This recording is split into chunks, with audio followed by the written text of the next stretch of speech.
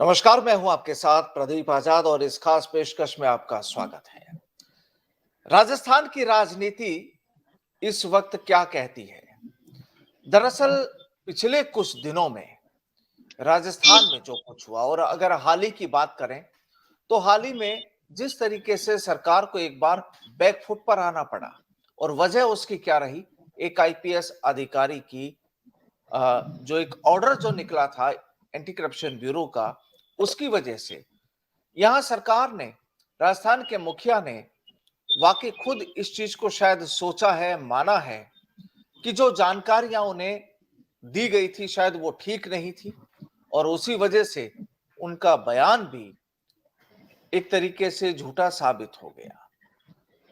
दरअसल यहां यूं नहीं कहा जा सकता कि सीधे तौर पर सीएम अशोक गहलोत का कोई मिस्टेक इसमें रही हो, लेकिन कई बार जब बात की जाती है ब्यूरोक्रेसी और सरकार की, सत्ता की और ब्यूरोक्रेसी की, वो तस्वीर इस हाल के ताजा मामले में नजर आई।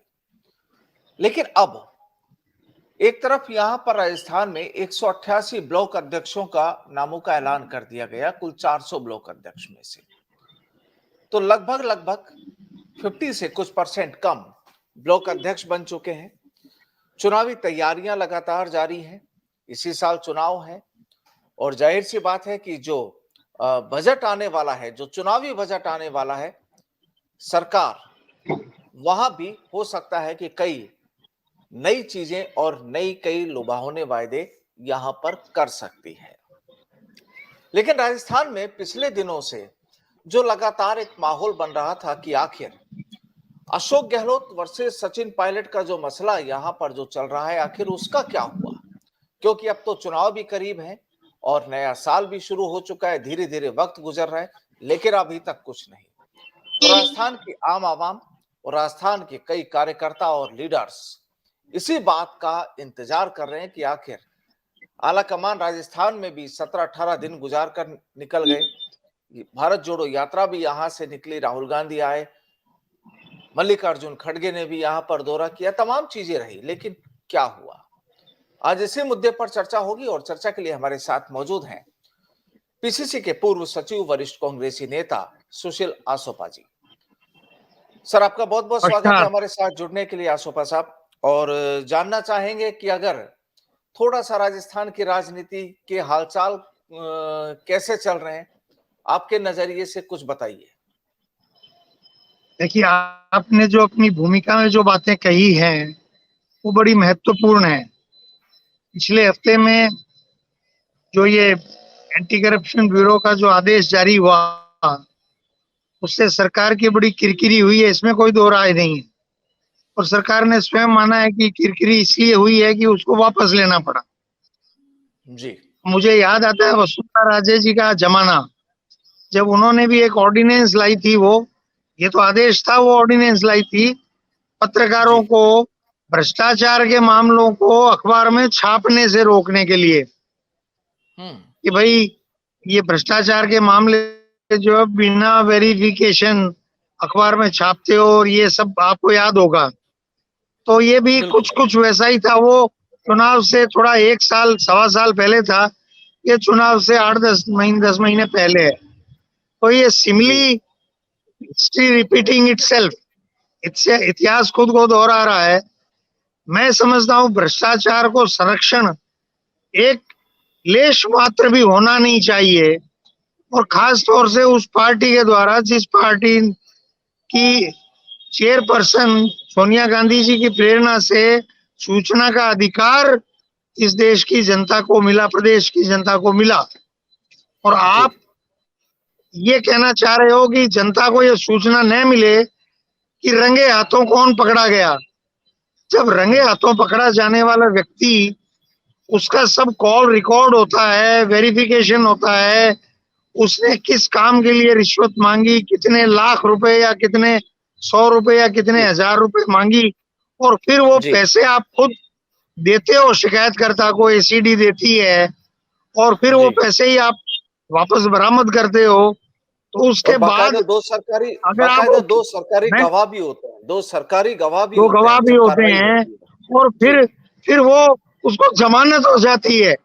मतलब मुझे तो आश्चर्य इस बात का भी है कि उन लोगों के खिलाफ कार्रवाई क्यों नहीं होनी चाहिए जिनकी लापरवाही से ऐसे लोगों की जमानत हो जाती है और वो बाद में उनके चालान भी नहीं होते और फिर वो बरी भी हो जाते हैं, फिर उनका प्रमोशन भी हो जाता है और फिर वो और ऊंचे पदों पर जाकर के और वो जनता का धन लूटते हैं नहीं लूटते हैं, मैं इस बारे में कोई टिप्पणी नहीं करूंगा। इसलिए किरकिरी तो हुई है। जी रही बात आपने सचिन पायलट जी और अशोक गहलोत जी की इसकी बात, तो देखिए मेरा तो बड़ा पहले दिन से स्पष्ट मत है। मैं तो 17 दिसंबर 2018 को भी मुख्यमंत्री पद की शपथ सचिन पायलट जी की होनी चाहिए थी। ये राजस्थान की आम आवाम की आवाज थी।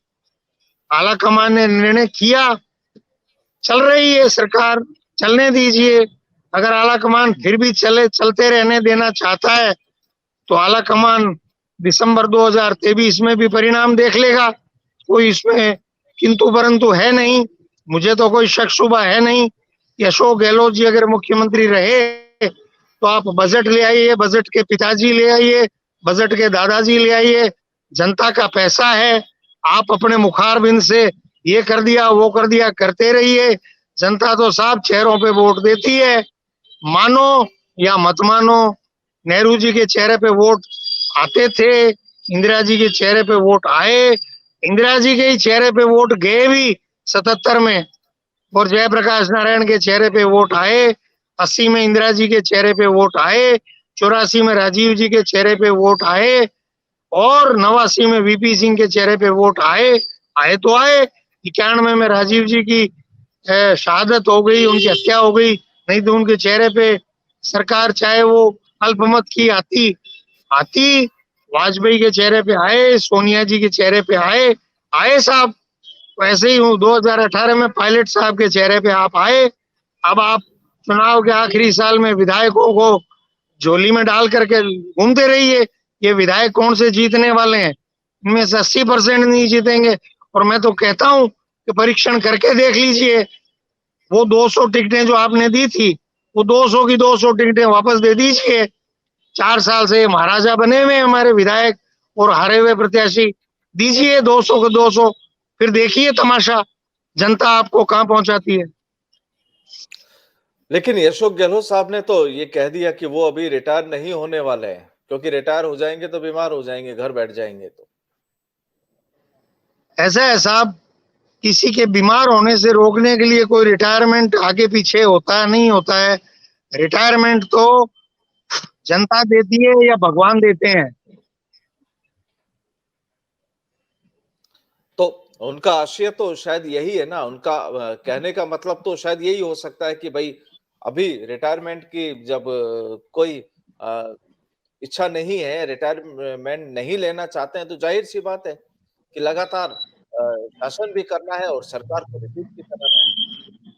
नहीं, इच्छा तो किसी की भी नहीं होती, लेकिन लोकतंत्र में सम्मान, अपनी पार्टी को अगर आगे बढ़ाना है तो नए लोगों को मौका देना पड़ेगा। मैं तो ये कहता हूँ कांग्रेस पार्टी को 50 सचिन पायलट चाहिए, 29 राज्यों में एक एक, और 21 चाहिए दिल्ली में। कोई रक्षा मंत्री, कोई विदेश मंत्री, कोई वित्त मंत्री, कोई गृह मंत्री, कोई कॉमर्स मिनिस्टर, कोई इंफॉर्मेशन ब्रॉडकास्टिंग मिनिस्टर, इतने नेता चाहिए। आप एक सचिन पायलट को ही कुचलने में व्यस्त हैं तो कुचलिए, जनता तो देख रही है ना आपको। लेकिन सर इसकी वजह क्या मानते हैं कि जब आम आवाम देख रही है, वोटर्स देख रहे हैं, आप ये कह रहे हैं कि पिछली बार जब इलेक्शन हुआ था तब भी लोगों ने सचिन पायलट को देखकर वोट दिया था। जो सीनियर जो आलाकमान आपके हैं, जो कांग्रेस के आलाकमान है, पदाधिकारी हैं, वरिष्ठ, क्या राजस्थान की तस्वीर या राजस्थान की बातें उन तक नहीं पहुंचती है, या उस पर उसे अवॉइड किया जा रहा है? देखिए, इतनी बड़ी पार्टी चलाने वालों पे मैं टिप्पणी क्या करूं। वो इतनी बड़ी पार्टी चला रहे हैं, 130-35 साल पुरानी पार्टी है और बदलते हुए दौर को सबने देखा है। खड़गे जी 80 साल के हैं, तो सन 70-72 से चुनाव लड़ रहे होंगे, उससे पहले से लड़ रहे होंगे। अशोक गहलोत जी 1980 से लड़ रहे हैं, तो उनको दिखाई नहीं देता कि बदलता हुआ देश प्रदेश क्या चाहता है नहीं चाहता है। अब इन कुर्सियों का मतलब भी क्या है, जब आप अपनी पार्टी को कमजोर करते जाएं तो बैठे रहिए कुर्सी पे, उससे क्या फर्क पड़ता है। तो लेकिन देखना तो कुछ ना पड़ेगा, कुछ तो देखना तो पड़ेगा। देखिए, जी। हर दशक में मॉडल बदलता है राजनीति का, और वो बदलता हुआ मॉडल, बदलती हुई देश की अवधारणा, प्रदेश की आकांक्षाएं, युवाओं की आकांक्षाएं अगर आप नहीं देखते हैं तो आप खुद के साथ धोखा कर रहे हैं। चुनाव आयोग ने कल ही आंकड़ा जारी किया है, प्रदेश में 5 करोड़ मतदाता हैं, जिसमें से 50% 18 से 39 साल के हैं। अब आप उनको अवॉइड करके सचिन पायलट को अवॉइड करते हैं तो करिए, वो युवा तो देख ही रहा है ना आपके कर्म को। हम्म। नहीं, लेकिन अगर सीनियर पदाधिकारी इन चीजों को अवॉइड करते हैं तो इसके जाहिर सी बात है कोई ना कोई मंशा तो उनकी होती होगी। ऐसा तो नहीं है कि उन्हें नहीं दिखता हो या नहीं जानकारी होती होगी। कोई ऐसी कोई वजह कि जिसकी वजह से ये तमाम चीजें चलती जा रही हैं, देखा यहाँ पर जा रहा है, आप भी जिस तरह से बता रहे हैं। ये तो अब युधिष्ठिर का युग याद करिए। जुए में हार रहे थे युधिष्ठिर, हर बाजी पे सोच रहे थे इस बार जीत जाऊंगा, इस बार जीत जाऊंगा, इस बार जीत जाऊंगा, अंततः वो सब कुछ हार गए, है ना। तो ये तो राजनीति जुआ है। हो सकता है ये सब वरिष्ठ नेता सोचते हो इस बार जीत जाएंगे, इस बार जीत जाएंगे, और हर बार हार जाते हैं। तो ये नहीं समझना चाहते हैं, और फिर सोचते हैं कि जब हम चले जाएंगे, जब हमारे पीछे से होता रहेगा, तब तक फिर कांग्रेस की नैया डूब जाएगी। तो फिर नए लोग क्या करेंगे, कांग्रेस किस रूप में होगी नहीं होगी, क्या होगा, ये तो अब इनसे कौन पूछने जाएगा शमशान में सूखी लकड़ियों से, या गंगा में इनकी भस्म कौन ढूंढ ढूंढ के उसको मनुष्य बनाएगा और पूछेगा कि तुमने तब ये किया, तब आज कांग्रेस की या देश की ये दुर्दशा हो गई। कौन जवाब देने वाला है? कोई नहीं। पीछे से लोग और कोसते रहेंगे या प्रशंसा करते रहेंगे। ये ऐसा ही दौर है दुनिया का, कोई आदमी छोड़ना नहीं चाहता। बूढ़े दादाजी भी अपनी दुकान का हिसाब किताब अपने पास ही रखना चाहते हैं, तो दुकान डूबती है ना। बेटा यूनिवर्सिटी से एमबीए करके आया विदेश से, और पोता, और दादाजी कहते हैं शाम को हिसाब मांगते हैं तो पोता कहता है मुझे तो क्लब जाना है। आपने जितना 50 साल में कमाया उसने मैं 15 दिन में कमा लेता हूँ, शांति रखिए, माला फेरिए, और वो आपको बढ़िया कार ले देता हूँ, घूम आइए, तीर्थाटन कराइए। मन नहीं लगता तो बेटे दादा मैं बीमार, बेटा बीमार हो जाऊंगा, और तीर्थ यात्रा कराइए, घूम आइए, विदेश घूम आइए, महंगी से महंगी होटल में आपकी व्यवस्था कर दूंगा, लेकिन अब आपको बिजनेस नहीं दूंगा क्योंकि अब बहुत कर लिया आपने। बोले मेरे पैसों से ही तू विदेश जाके आया था, तो बोले ये तो प्रकृति का नियम है दादाजी, आपने पैदा किया मेरे पिता को, तो आप मेरे पिता को पढ़ाना आपकी ड्यूटी थी। मेरे पिता ने मुझे पैदा किया, आप जिंदा हो तो आपकी ड्यूटी है पोते के प्रति। मुझे पैसे दे के पढ़ाने भेजा तो कोई मुझ पर एहसान नहीं किया आपने। मैं आपको आवाज हूँ, आपका नाम कमाऊंगा, आपको तर्पण दूंगा, श्राद्ध करूंगा, आपकी फोटो लगाऊंगा ड्राइंग रूम में, लोगों को बताऊंगा ये मेरे दादाजी थे। यही चेन है जीवन की। ऐसा नहीं होता कि दादा जिंदगी भर जिंदा रहेगा।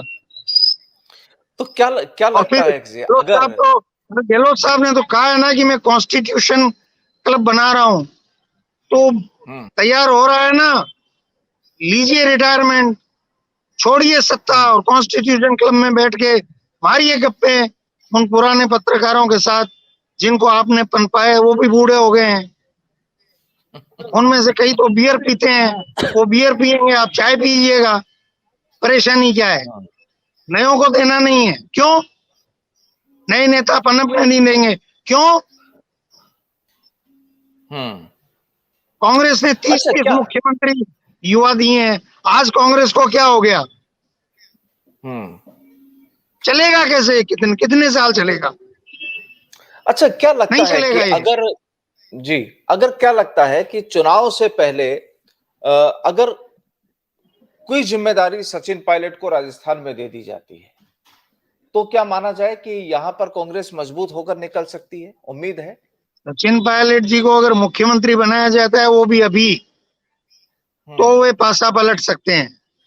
किसी भी अन्य भूमिका में आप सचिन पायलट जी को लाओगे तो सचिन पायलट जी अपना कुर्ता फैला के भी वोट मांगेंगे तो लोग देंगे नहीं। लोगों का कांग्रेस से भरोसा उतर रहा है। आप राज्यों की स्थिति देखिए, आप बताओ मेरे को, कांग्रेस कहां जा रही है? जम्मू से उठाइए तमिलनाडु तक, युवा नेता हैं कहां आपके पास? अरुण यादव था, मेहनत कर रहा था, हैंडपंप के नीचे नहाता था। दिग्विजय सिंह जी और कमलनाथ ने उसको लात मरवा दी। तो सचिन पायलट थे जो खड़े रहे, इनको हटाने की भी चेष्टा की होगी, लेकिन सोचा होगा षड्यंत्र करके नहीं बनाने देंगे। सुक्खू 58 साल का हो गया, अब मुख्यमंत्री बना है। अन्य राज्यों में उठा लीजिए, मैं कहना नहीं चाहता, चुनावी राज्य आ रहे हैं, क्या क्या स्थितियां हैं आपकी। युवा नेता ही नहीं है आपके पास। राहुल जी 52 के हैं, प्रियंका जी 50 की हैं, उनके साथ नेता तो 35 से 50 के चाहिए भाई। 70 और 75 और 60 और 65 के चाहिए क्या? सब तो ब्लड प्रेशर और शुगर की टेबलेट्स खाते हैं। तो क्या लगता कोई है ही नहीं। मैं आपको कह रहा हूँ, दिल्ली में जो नेता बैठे हैं, इनकी रैलियां करवा लीजिए आप। जयपुर के रामलीला मैदान का 100 लोग सुनने आ जाएं तो क्या बात कर रहे हो आप?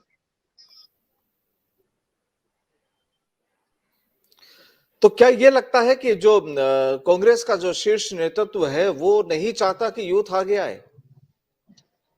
इसके मायने तो यही हुए। वो संक्रमण काल, मानसिक रूप से संक्रमण काल के दौर से गुजर रहे हैं। उनको पता नहीं है कि देश को क्या चाहिए, और वो केवल अपनी व्यक्तित्व की जो आभा मंडल है उसी को एनकैश कराने की सोच पाले हुए हैं। जबकि राजनीति एक पिरामिड है, नीचे का ढांचा, नीचे अगर एक चेन ऑफ कमांड नहीं होगी, जिसको कमान श्रृंखला कहते हैं, ऊपर चाहिए आला कमान, नीचे चाहिए कमान श्रृंखला, हाई कमांड और नीचे चेन ऑफ कमांड चाहिए। वो चेन ऑफ कमांड में 50 सचिन पायलट चाहिए साहब। ये है मेरा कहना। राहुल गांधी, प्रियंका गांधी के पीछे 50 सचिन पायलट चाहिए, ढूंढिए और उनको प्रमुख भूमिका दीजिए। जहां सत्ता में नहीं हो वहां प्रदेश अध्यक्ष बनाइए, नेता प्रतिपक्ष बनाइए। गरीब है तो उसको पैसा दीजिए, और जहां मुख्यमंत्री है वहां मुख्यमंत्री बनाइए, तब पार पड़ेगी आपकी। ऐसे पार नहीं पड़ेगी। तो क्या आज ये मैं माना जाए कि पहली बार इतनी मुखरता से बोल रहा हूँ। मैं जानता हूँ मैं थोड़ी अतिरेक कर रहा हूँ, लेकिन पार्टी को जिंदा कराना चाहता हूँ, इसलिए बोल रहा हूँ। बिल्कुल ठीक बात है। वाकई एक दर्द होता है जो अंदर किसी भी कार्यकर्ता या किसी भी लीडर के दिलो और जहन में होता है। यहाँ पर एक आखिरी सवाल कि अगर कांग्रेस की यही रीति नीति चलती रही तो क्या लगता है कि जो विपक्ष की जो पार्टियां, जो दूसरे दल हैं, जो प्रतिद्वंदी दल है, वो इलेक्शंस में उनको फायदा मिलेगा?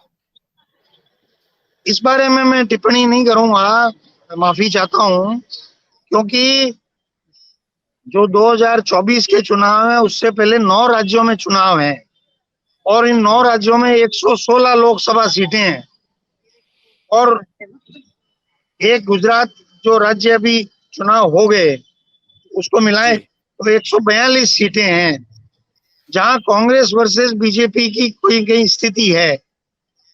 बाकी राज्यों में तो आप देख रहे हैं कि जो क्षेत्रीय दल है वो प्रभावी हैं। इसलिए कांग्रेस को बहुत गहराई से मंथन करना पड़ेगा। राहुल जी की यात्रा के बाद या प्रियंका जी ने जो भी हाथ से हाथ जोड़ो किया है वो करने के बाद, पहले जब वो ठीक समझे, मैं तो एक अदना सा आदमी हूँ, पर ये है कि मैं जो मुझे ठीक लगता है वो मैं कह रहा हूँ कि उनको मंथन करना पड़ेगा। जी अशोक साहब, एक आखिरी सवाल कि जो राहुल गांधी की भारत जोड़ो यात्रा राजस्थान में 17-18 दिन रुकी, और जो हाथ से हाथ जोड़ो अभियान की जो शुरुआत होने वाली है, क्या लगता है कि इससे कांग्रेस राजस्थान में मजबूत होगी? राजस्थान में कांग्रेस रिपीट हो सकती है तो उसका एकमात्र तरीका है अशोक गहलोत जी शांति से, प्रेम से, सद्भावना से मुख्यमंत्री पद की कुर्सी छोड़ें, सचिन पायलट जी को खुद प्रपोज करें और सचिन पायलट जी के मुख्यमंत्री रहते हुए चुनाव लड़ा जाए तो सरकार रिपीट हो सकती है। उसके अलावा दूसरा कोई तरीका नहीं। यानी ये यात्राएं और अभियान जितने भी चलाए जा रहे हैं, चाहे राहुल गांधी की ओर से, चाहे प्रियंका गांधी की ओर से, चाहे अशोक गहलोत की ओर से, तमाम चाहे जो भी कोशिश कर ली जाए, सब बेमानी साबित होगी अगर सीएम के पद पर, सीएम की कुर्सी सचिन पायलट को नहीं दी जाए। चलिए, बहुत बहुत शुक्रिया आसोफा साहब, आपका समय देने के लिए, हमसे बातचीत के लिए आपका बहुत बहुत धन्यवाद। नमस्कार।